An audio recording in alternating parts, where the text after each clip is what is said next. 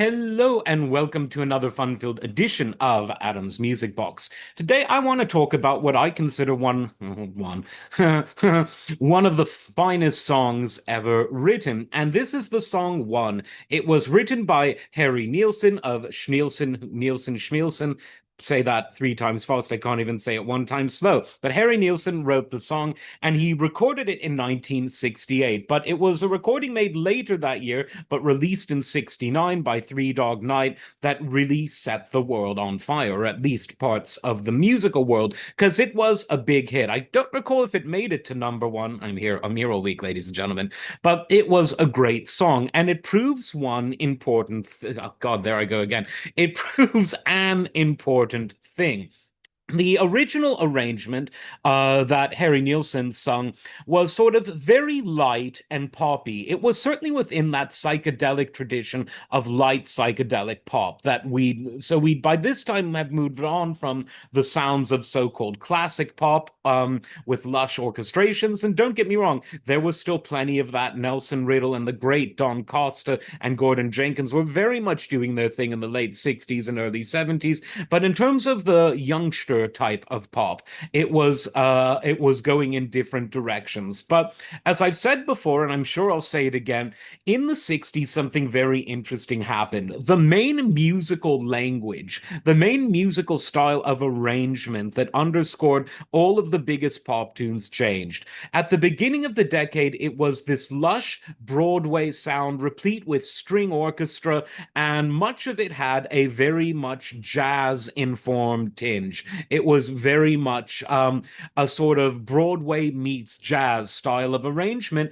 that characterized much of that so-called classic pop era, the era that we in retrospect refer to. At the time it was just called pop music, but the era from around the 1930s to the early 1960s.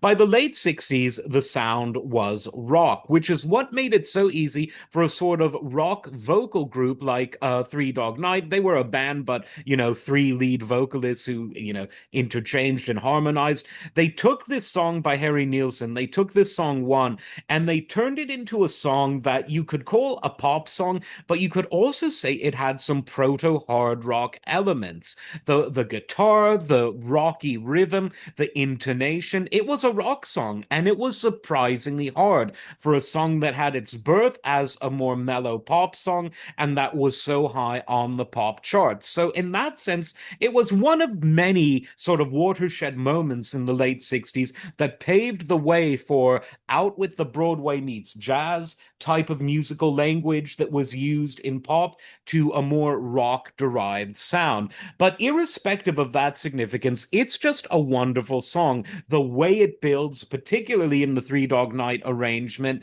the interesting chords, the interesting choice of lyric. I mean, it's is it about loneliness? Is it about mathematics?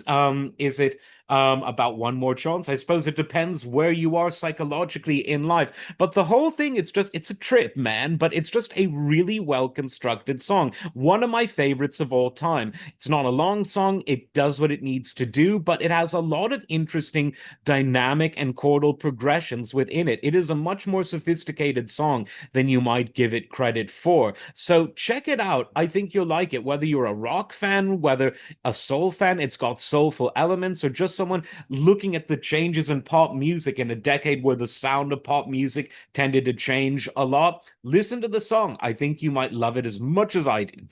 As always, like, subscribe, and we will see you next time. Take care.